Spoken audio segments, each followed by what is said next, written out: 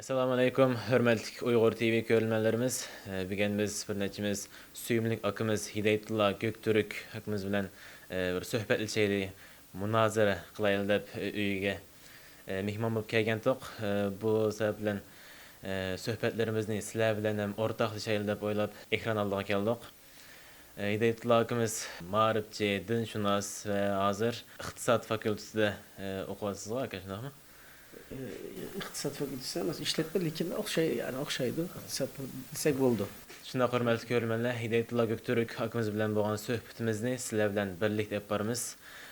Hidayetullah aka, müş yakında ictimai taratqularda biz Uygurlarni Uygurlarga yaxşı bolmagan gep sözler çıkıp atıdı. Sizler vatanlarını qodmay Türkiye'ge kaçıp çıktınlar, qandaq erkeksizler degendek fazla yaxşı gepler bolmadı. Şununuz qandaq qaraysiz? Siz Türkiye'de doğulup Türkiye'ye çoğalgan hem Şərq Türkistanlıq Uyghur üstünüzden özünüzden oyluğanlarınızı, fikirinizni bir otur koyup egen bolsanız. Soyumluk biraderi Muhammed, rahmet. Siz mi bir muhacir? Elbet bu söz sizni mi narazı kıldı? Sizin jürkinizni mi elbet bir yara kıldı? Bu hem muhacirlerin başta kıldı. Ben bir muhacirin oğlu. Hem atam hem anam. İşkilisi bir muhacir hem çoğun dadılarım. Cihat bir dini vazife. Lakin cihat bırakla uruş emez. Bırakla Kur'an'lı kulluğu ilip birisini öttürüş ya öttürülüş emez. Cihatın bir tarafı bu. Bu hakikat bu. Lakin cihat esasda her vakti da Allah rızalığı için bir mücahede kılış, onun için tirişiş diyen gep oldu. Cihat kılış, mücahede kılış, tirişiş diyen gibi oldu. Bu sizin yukarıda dep ötken söz ne? Bu içtimai taratqu betlerde bakma söz ne? Ama ağladım dostlarımdan ve bunu kuşka vakık ağrıgılı tigişlik bir söz emez esasda. Cevap belgeli tigişlik bir söz hiç emez. Asla emez. Ama ben sizge okşaş, soyumluk, muhacir, karındaşlarımın bu jülkideki izne yok kılış için ve silahge yaxşı bir teselli bir için bu söz gelmez. Silahge bir kançı ığız söz kılınlar. Rahmet maha bu fırsatını verdinler sizge Muhammed kardeşim. Hem de bu söz ne madak oyluş gerek. Bu yukarı seviyede bilimi, ilmi, an seviyesi yukarıda bir adamdan çıkmaydı bundak sözler. İntihayın bundak sözler ilmi, bilimi, seviyesi töven yerden çıkıyor. Ben hiç kimden şahsiyeti gelmez, lakin bu söz doğruluk. Bunu evvel başta değişim gerek. Yani yana bir taraftan Karagan'da Şarkı Türkistan ve Uygur, Şarkı Türkistan coğrafyasını, Uygur halkının ana vatanının coğrafyası bilen Türkiye coğrafyası, Türkiye Türklerinin coğrafyasını siliştiriş gerek. İşki bu bir halkının işki oğlu ya ki işki kabilesinin siliştiriş gerek. Farkı var elbet. Türkiye Türk'ü ve Uygur Türk'ün. Yana tarihi cihetten, coğrafya cihetten, içtimai cihetten kıskıçısı siliştirip bakayla. Coğrafya cihetinden biz Asya'nın et oturusunda etrafımız bir tağlık. Yukarı karasanlar Sibirya var yani çıkıp geçsek. Üstümüzde Rusya bağın bilen bu 100 yılın başında o ya da adam yaşayan yer emez var. Mongolia var bir tarafta Altay tane tağ var. Ma taraf yine cenubumuzda Himalayalar. Bizim Toskan. Bu coğrafyada strateji ilminde bir gap var da bu meşhur bir söz. Deniz boyunda bulunmayan bir devlet başkası adamın öpkisi bilen yaşaşka tirişkan adam yok şey değil. Siz başkasının öpkisi bile yaşayalamsınız? Yaşayamayız. Bizim açık deniz deyimiz Türkçe'de uçuk denizlerge asla bir çigramız yok. En yakın deniz bizge Xitay'ın denizde 3500 kilometre jiraklıkta. Xitay zaten bizge dost emez yani bir taraftan. Ya da bir taraftan bahsak Asya, Akdeniz gibi 4000 kilometre. Yani bunu oturursa Cenup'ta Tağba India'dan denizge açılaydı. Pakistan'dan ya Hindistan'dan denizge çıkamayız bizden. Çigramız yok. Bunun diyen oldu. Bu diyen medeniyetteki hazır medeni terakkiyatını bizim memleketimizde intihayın ters gelişi manası kimdi? Bu ümit burnu veya ki Avrupa'da denizcilik Perikut bilen ticaret kılış Avrupa'da terakki kılgandan keyin Jipek yoldan kervanla hem de ötmez bolgandan keyin dünyanın her kaysı tarafındaki terakkiyat bizim memleketimizde kemmez boldu. Bu nayet hem iktisadi cihetten hem terakkiyat cihetinden bizge nayet yaman tesiri, eksiltçe tesir boldu bu.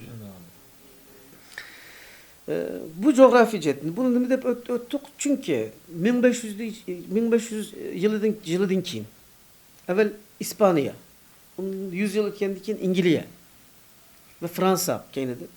Burada terakkiyat başladı. Nime bilen başladı? Çünkü yeni ticaret yolları pul ekeldi. Pul diyen adamlar özgerse digan derse. Yaxşını yama, yamanını yaxşı kıldan derse. Ama bir medeniyetke pul kirgendi keyin onun da hem yaxşılık hem yamalık buldu. Burada pul bolgandan keyin askeri teknik cihetinden ula terakki kıldı. Çünkü pulunu askeri ve harbiy terakkiyatı verdi. Avrupa hem maden çıkarış, onunla kömür çıkarış, cevher çıkarış bilen ula terakki kılgılı başladı Avrupa. Ve bunun bilen 19. esir geldik mi? 19. esir gelgendiği için hem de barut bilen bu ateşli silahlar deyimiz, ot bilen hareket kıldıgan barut nim deyimiz Uygurça. Ok doğrusu. Ok doğrusu, barut. Ok doğrusu bilen işligen hep top zemberekler. Hem tüfek deyimiz biz Türkiye Türkçesinde mıltıklar. Bula terakki kıldı dünyada. Hem harbi sistema muşunun bilen. Yani Napolyon bilen hatta harbi an seviyesi pakatla özgerdi. Armiyalarının göz karaşı, armiyalarının cesaret, hareket kılıştaki esas hissiyat, motivasyon bütünle özgerdi dünyada. Yani şunu bilen kandak bulduysanız bütün bu 19. esirde ve 20. esirde harbi terakkiyatla, harp kılış usulleri yani savaş taktikleri, uruş taktikleri ve armiyalarının sistemisi ve her kaysı kuralla bunlar nayeti terakki kıldı. Lakin bu terakkiyat Asya'nın oturusundaki biz Uygur halkıga bunun okşaş yana dünya coğrafyasında kıyın yerlerde bolgan.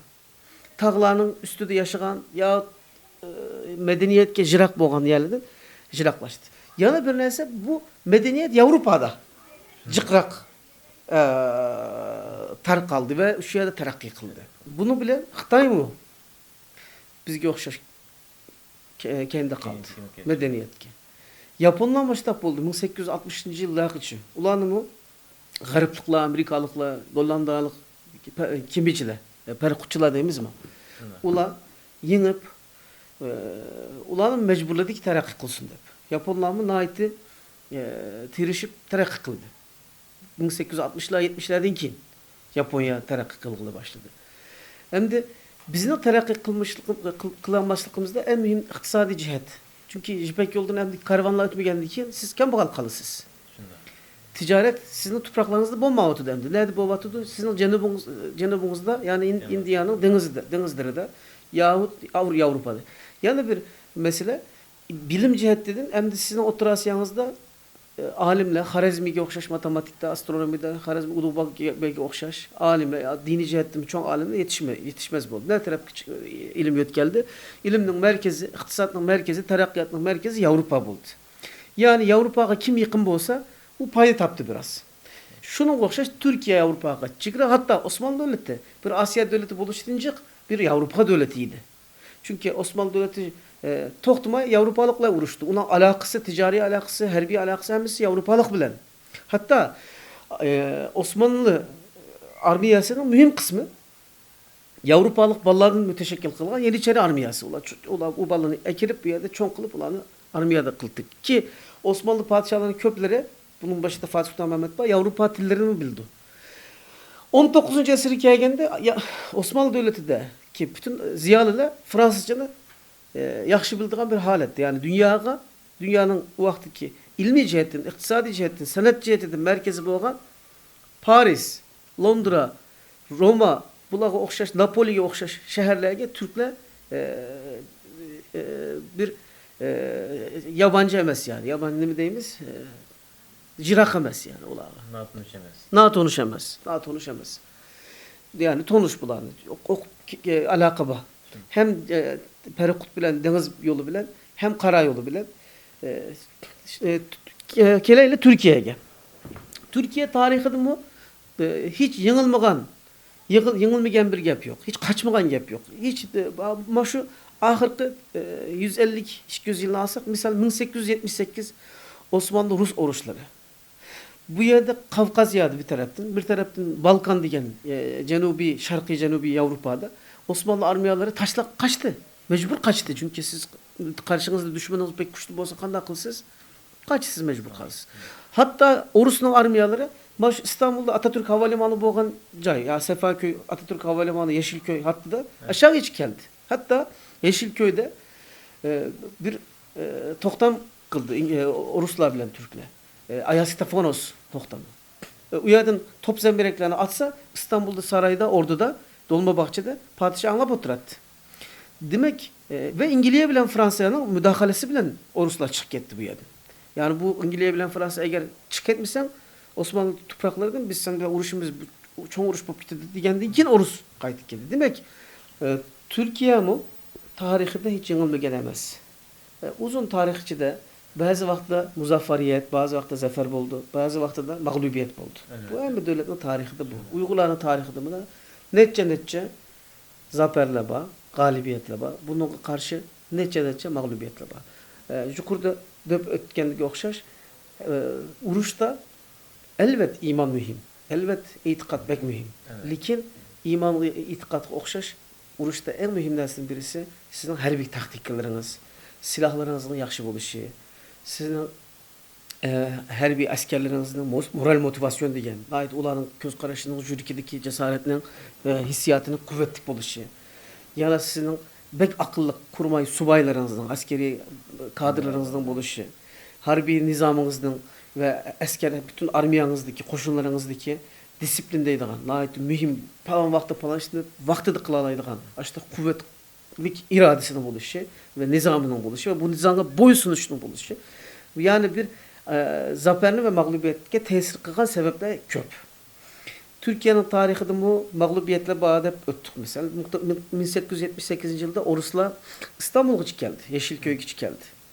Yani İngilize bilen Fransa'nın besimi bilen çık etti. 1912 yılda 4 devlet. Yine küçük 4 devlet. Birisi Karadağ, birisi Bulgarya, birisi Serbiya, birisi Grek devletleri, Gres devletleri. Bunlar İstanbul, Çatalca çık geldi Bulgarlar. Ve Türkiye'nin bugünkü iki şehri, Edirne, Kırklareli şehirleri Bulgarya'nın koldu kaldı. Ve şu uruşta Türkiye'nin çıgrası Albanya'ya ditti. Albanya'dan 41'ü de hazır İstanbul çıkap oldu. Yani 632 bin adam öttürüldü. Türk öttürüldü. Müslüman öttürüldü. Ve uruşmay Selanik şehrine, uruşmay Türkler Greske kaytırıp ya teslim kıpverdi. Şunun okşaş İşkodra şehri hainlik bilaketi. Demek bu devletin tarihi, Türkiye devletinin tarihi bu mağlubiyetli bağ. Şunun bilen bizde mağlubiyet buluşun sebebi şunun okşaş degen okşaş hem silah üstündeki hem her taktiklerini biliş, hem koşullarının yaxşı talim terbiyelişi. Bu 1912 ve 13. yıldaki mağlubiyetten keyin Enver Paşa Türkiye'de inkılap kıldı. İnkılap kılıp özü hem kuvvetli kulu gelip bir diktatoriye ilan kıldı. 1913'te 1918 kişi bolduğan bir diktatoriye. Lakin bu diktatoriyanın ziyanları bolsa mı? Paydaları boldu. En mühim paydası şu oldu ki Türkiye armiyasını harbi taktik cihetinden ve silah cihetinden en yaxşı bir seviyeye geldi. Kırmanlar bile 1913 yılda Türkler bir toktam kıldı. O vakti Türk armiyaları toktama yenildi. Ama Kırmanlardan nimişki toktam kıldı? Şu Avrupa'daki ilgiri, terakki kılgan harbi pen teknikini ve silahlarını Türkiye'ye ekiliş için. Şunun bilen Kırmanya'dan 40 general, subay, zabitler yani harbi başlıklar Türkiye'ye geldi. Hatta Birinci Cihan Harbi başlığında, Birinci Dünya Uruşu Osmanlı Devleti de en mühim armiya başlıkları hepsi Kırman idi. Mesela Falkenhayn birisi mesela birisi Liman von Sanders. Çanakkale vuruşunda mesela Türklerin başındaki Kırman general Otto Liman von Sanders. Yana mesela Schellendorf Paşa'daydı. Schellendorf Paşa o vakti de Osmanlı Genelkurmay Başkanı. Bütün armiyanın başlıklı, ikinci başlıkı. Genelkurmay ikinci başkan yani Erkan Umumiye ikinci reisi. İkinci reis. En mühim yerlerde Kırmanlı Anı Körüvatımız. Birinci Cihan Uruşu bu olanda. Zaten uruş girişim. Bu uruşta birinci Cihan Uruşu girdi Türkiye. Bir tarafta Çigrası Mısır içi. Bir tarafta Yemen içi Çigrası bakın Türkiye. Bir tarafta Irak Türkiye tevbe. İstanbul tevbe. Suriye tevbe. Şunu bilendim oldu 1916, 17, 1918'de bütün bu Orta Şark'tan 15 günde Türk Arbiyası kaçtı. Çünkü demiş kaçtı. Bu korkak buluşu demez. Cesaretle uğraştı. Hatta dünyada en hürmet kıldığın iki Muhammed Bami'nin. Birisi Hazreti Muhammed Aleyhisselatü Vesselam. Birisi Mehmetçik. Mehmetçik diyen küçük Muhammed diyen bu. Türk askeri. İkisinin aldığı da salam türmen. Hürmet kılın. Çünkü bu Mehmetçik dünyadaki en cesur asker. Ama kaçtı bu en cesur asker. Çünkü o vaktideki Osmanlı armiyası Orta Şark'ta 1. Cihan'da 600 bin asker, lakin 200 bin kural var. Yani demek 200 bin askerin kolda kural yok. Yani sokaktan askerler öldü, ısıktan öldü, açlıktan öldü, susuzluktan öldü. Hatta mesela birisi mesela Cemal Paşa hatıratıdır. Cemal Paşa Mısır'ın kutkuzumeninde işki kıtın 1916 ve 17'de Sina'dın Mısır'a mandı. Süveyş kanalıga harekat kıldı. Şu harekette askerin köpüncesi usuzluktan ölüp gitti, açlıktan ölüp gitti. Çünkü çölde sizin onunla teyarlıkınız yok. Demek askerin ötürdüğün neyse yalnız kural emez, düşman emez. Yana Fahrettin Altay. Altay Paşa. Bu Altay Paşa bizim Şarkı Türkistan'daki Altay Tağlarının bu özüge soyadı kandı. Atatürk'ün şu soyadı mevcutken Altay Paşa'nın neydi? Fahrettin Paşa. Biz dedi Palestin'de Kudüs'te uğraşkan vaktimizde soğuktan askerimiz ölüp gitti dedi. Çünkü 12. ay geldi. Kudüs'ün biz Şimali'de Kudüs şehrinin dışı da biz tertibat ağandırdık. Düşmana karşı İngilizler ve Arap isyancılar karşı. Askerlerimiz soğukta tonlap ölüp getkili koptu. Biz hatta dedik cami mescitlerdeki gelenlerle biz gibi onunla biz onun bilen askerlerimizle yapınçaklar desek onun beğenmedi. Hep onu yazıptı. Şunun bilen Adana şehri, bugünkü Adana şehri gücü İngiliz'le Fransa'da kirip hatta Türk bayrağını da çürüp etti dedi. Hatta Fahrettin Paşa dedi biz cıglap kettik dedi o şu bayrak düşkende. Demek şehirler ketti bu Türkiye'nin şehirleri. Halep ketti, Bağdat ketti, Musul ketti, Kerkük ketti. Bu da Türk şehirleri. Halep Türk şehri. Mesela bugün Türkiye'de Misak-ı Milli'deydi. Misak-ı Milli diyen Türk'le kasem kılgan şehirle. Bu bizim topraklarımızda. Bugün işteki yaşayan İstanbul mu kasem şehri yani Misak-ı Milli. Yani milli kasem bilen bu bizim toprakımız. Bu toprak için ölümüz öttürümüz diyen şehir. Bunların içi de Halep var, Batum var. Ama Batum bugün Gürcistan. Georgia'nın. Yani Halep bugün Suriye'nin toprağı. Demek küçüğün yetmeyendi ki sen koyup gidilse. Emni keleli uygulanan ahvalı. Osmanlı Devleti Gırmayad'ın şunda pen teknike, silah, pul hatta altın aldı. Ama Çark Türkistan bundan bir imkaniyeti bulmadı. En mühimlerinden birisi armiya kurup uruş diyenlerse pul. Pul kitidir. Askerle koskunu bakışınız gerek. Askerge toktumay kiyim alışınız gerek. Askerle toktumay hatta Peygamber Aleyhisselatü Vesselam'ın tarih karşısınız mı? Demek bizim bundan bir imkanlarımız bulmadı. Bulmagan diken sizin karşınızda komünist armiya 1 milyon. Ama bazıları deydi mesela işte. Biz Müslüman boğan diken yengimiz Allah ayette kem min fiyetin kalile galebet ala fiyet getir. Netçe azla cıklarına galebe kıldı. Biz bununla iman kılımız rast. Ama sen o azladın mı? Sende şu ihlas var mı? Sen samimi adam mı? Sende şu ilim var mı? İnnallaha kad ba'atha lekum Talut'a melika dedi. Sizge Talut Allah padişah kıldı. Onun böyle uruşunladı. Kur'an'daki bu azlağının içinde. Ula dedi kandak buldu dedi. Allah onunla cisim ve ilim verdi. He. O emrisi kandak düşman yenge sen. Sende cisim lazım. Yani sende cisim lazım değilse yani maddi güç lazım sende. Silahlarının yaxşı buluş gerek. Armiyalarının koşunlarında pen teknikisi ve harbi tekniklerini yaxşı biliş gerek. Ha? En yaxşı silahlar bilen, en yaxşı teknikler hem her bir asker, hem armiyanın umumi cihetten göz qaraşları pek yaxşı buluş gerek. Yaxşı okuyan harbi kadrların, subayların buluş gerek. Sende bulan hiçbirisi yok. Yana senin her bir askerinin yaxşı uruştuğun cesaretli, kuşlu, kuvvetlik, yaxşı talim, terbiye köygen asker gerek. Bu maddi cihet. İşte manevi cihetten ilim gerek sana, bilişin gerek. Şimdi işte, coğrafya bilmeysen, haritanı okuyamaysan, Allah'ı koysa hiçbir İngilizceyi başka dille bilmeysen, harp tekniklerini, lojistik ilmini bilmeysen, bunun için cihat kılımın. Bunun ismi cihat bulmaydı, bunun ismi intihar boludu. Ve özünü öttürüş boludu. Bunun ismi özünü öttürüş boldu ve özünü öttürüşten bir ziyanlık. Sen bunda bir tayarlıkın olmasın bu işinde kılsan ahmakça ölüsen ve başkası ziyanın itidu. Evet. Hazır bir grup Uygurlarının çıkıp terörçü bazı DAEŞ'in içinde buluşu bile hazır bütün Uygurların ismiyle benden suvaldı, terörçü de suvaldı. Hazır o düşmanın koluğa ne verdik biz hazır.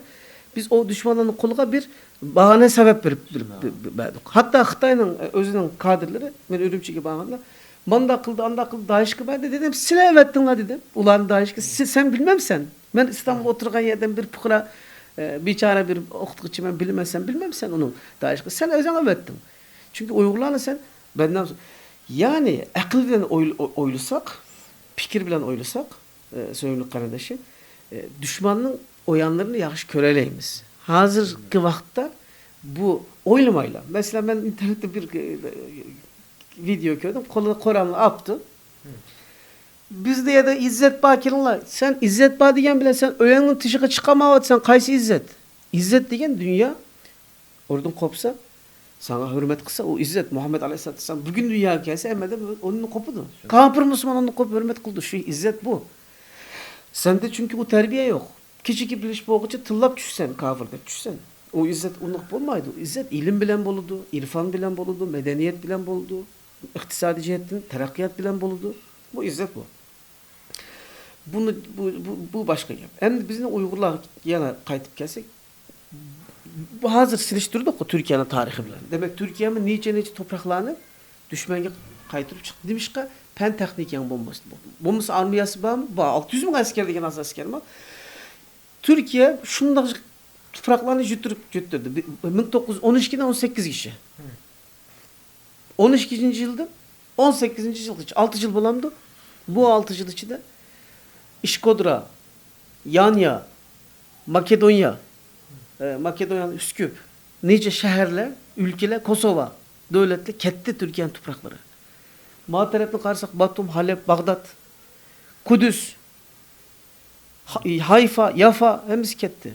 Demek sevimli kardeşim bu armiye bilenemez. Çünkü armiye 320 milyon armiyada askere battı. Lakin pen taktik olmagan dikin 3 askerin ikisi öldü. Uygurların mecbur kalıp bir uruşuş nemesi yok. Yani bir taraftan hazır şu kurdu bütgenge okşaş. Hazır uruşman dese çıkadan bakadın ölü gidiyordu. Ve ismi terörçü de kaldı. Demek biz mücadele kılışımız için bu en mühim neyse evvel ey Uygur yaşap be kapı bulmayı. Çünkü sen yok kıvatıdı hazır sen yaşasan en faydalı hazır bu. Sen çok cihatın evvel hayatta dur. Balan bilen, ailen bilen hayatta durup belki. İkincisi sen korkunçlu sen korkak bir millet emez. Cesaretsiz millet emez. Bizim ecdatlarımız mı kan töktü, can aldı, can verdi. Biz bunu bilimiz. Lakin hazır vakti emez. Hazır bu imkaniyet bizim kolumuzda yok. Ama bir gün gelip bu tarih bunda ötmeydi. Hem milletin tarihleri de yaman günleri var, yaxşı günleri var. Xitay'ın hazır baylık günleri bu. Yaxşı gün emez ama onu değil. Baylık günleri hazır. Onun bu çıktıgan günleri oldu. Bular bunu birisi yeydigan günleri kildi. Çünkü ularda iman yok. İman bolmagandan keyin ular birisi karındaşımda kömeydi. Hazır mecburiyetten ular birisi yaxşılık var. Ular hazır özünün devletini kuruş sebebi bolgan sosyalizm yani hem insanlarını bir ictimai etrafında birisi bilen okşaş halette yaşatış idealizmin fikridin hazır nayet icraqlaştı. Yani öz fikriyatının öz varlık sebebinin var buluş berpa buluş sebebinin çık ketdi. Çık ketkendan keyin bu nima degan bo'ldi? Senin eğer dünyada varlık sebebi kalmagan bolsa, senin yaşashing için sebep kalmadı boldu. Bu devlet mi yıkıldı. Uygurların lekin biz her kança hazır kambag'al bolsa Uygurlar her kança Xitoy olanı bir sivasım Uygurlar yana kuchli çünkü iman var. Hem de bunu nihayette desek işki tarihini biraz sürüştürdük. Türkiye armiyasının kandak bulup ahvalını dedik. Demek toprakını terk kılıp mecbur kaçış bu bir korkaklık emez. Bu cesaretsizlikten emez. Bunun başka sebepleri var. Bunu oylaşış gerek. Bu Uygurlarımızın bu Şarkı Türkistan'dan çıkıp dünyaya tarqılışı bir mecburiyet. Bu mu bir hicret, bu mu bir cihat, bu mu Allah'ın aldığı da yaxşı bir iş. Bunun 20-30 yıl evvel Uygur sanı çetelde az idi. Ama bugün 10 minglar bilen Uygurlar var. Hazır balların hem tarafta yetiştirip atıdı. Bizning en çoğun näsimiz kilecek qarap, yaxşı işler kılıp, hazır yaxşı okup, ballarımızın Uygur kimligi bilen yetiştirip, yaxşı karakterlik insanlar kılıp, bulup mu? Şiddetin, terörden jirak yetiştirip, gelecek karışımız gerek. İnşallah gelecekte bizning ballarımız için nayet yaxşı okuyduğun profesörle çıkıdı. Ulanın içinde nayet yaxşı göz karaşı boğan, kem göz karaşlık herbiyle çıkıdı. Subayla, zabitler çıkıdı. İnşallah bu bizim tarihimizni, takdirimizni almıştır, tigiştirdi. Yana Mustafa Kemal Atatürk'ün bir sözü var bir uruşta.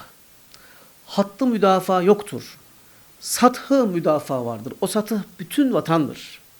Vatanın her karış toprağı yurttaş kanıyla ıslanmadıkça düşmana bırakılamaz. Şimdi bunu iki bölümden oluşan iki bölümdeki bir cümle. Yani biz bir hatını müdafaa kılmam, bir sathını, bizim bir yoğun bir coğrafyanı biz müdafatımız. Müdafaa akıvatımız yani. Kodavatımız.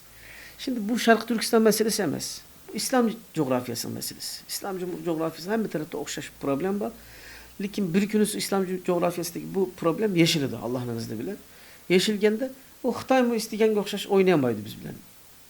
Hazır müşkün çaşkan bile oynağa okşaş oynamadı. Pulu var, kuvveti var, armiyası var ama bu bunda kalmaydı. Bunun mazlumun Allah'ı var. Xitay Allah'ı işemegen bilen Allah var inşallah. Bu sözlerge bizim Uygurlarımızdan hergiz köngülü yerim kılmaslık gerek. Bunu tövenden kelegen bir cümlede görüş gerek. Bunu tövenden kelegen bir cümlede görüş gerek. Yukarıdan kelegen bir cümle emez. Bu Allah'ın biz Allah'ın rızası için vatandan ayrılgan insanların, ballara vatandan ayrılgan insanlar, hem bir muhacir Uygurlarını bu cihatın tüpeyle tebrikleşimiz gerek. İnşallah Allah bu hicretinle mübarek kılsın.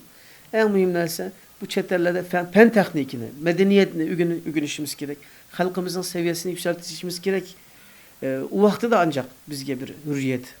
O vakti de bizge yaxşı günler kildi inşallah. Hazırça başta bu olsun gepimiz. Rahmet aka. Sizge rahmet Muhammed. Ben bu Uygur televizyonuga, Uygur televizyonunun başlıklarıga, sizlerdeki hem bir tarafta körüme İstanbul'daki basam sizler karşıma çıksılar. Uygur meselesiye köngül bilip tirişsiler sizlerge okşaş yaşlar sizlerle körüş biz nayeti cesaretlendirdi Uygur TV'ye köp rahmet. Abdücelil akımızga, Abdücelil Karakaş akımızga mı yana Yunus Beyki mi ulağımı nayeti hürmetlerimizle yetküzün inşallah. Ulağımı bu yerden hürmetimi ben takdim kılıyorum. Rahmet. Allah razı olsun. Şunda hürmetli körülmeli bigen Hidayetullah akımız bilen söhbetleşip vaxtını qandaq ötep ketkenini oqmay qaptımız, vaxtını bireg berip qaptı. Şoňlaşqa söhbetimiz bu ýerde ahyrlaşdyrdyk. Keler qatym ýene bu söhbetimizni dawamlaşdyrmyz inşallah.